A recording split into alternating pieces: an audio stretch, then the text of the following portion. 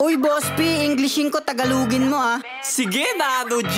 May liligawan kasi ako eh. Ayos yan, tara! Huwag mo ako papaya ah. Siyempre naman! Let's go! When I first saw you, I love you. Nung una kitang makita, bigla ako natae. All goods in the hood, Facebook is my hood. Sa Facebook ka lang maganda, sa personal hindi. Your face is like a fireworks, your face is like on TikTok. Meron ka bang putok na parang umuusok? Your hair, I have a pet shop, I want, I love you too. Puro kuto yung buhok, hininga mo amoy bulok. I have a trusted issue, educate and elevate.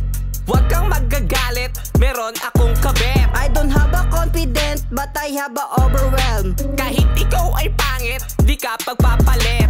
Now calling you a baby, baby I miss you.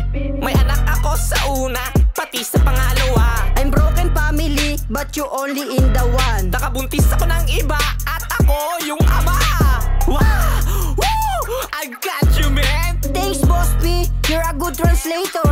No problem, Nano G. Posibleng di ka pasagutin yan. Thanks again, Boss P. Dito na ako ha, salamat. Good game. Teka, marunong ako mag-Tagalog pero konti lang eh. Nakabuntis ako ng iba. Hoy! Loko-loko ka talaga eh, no?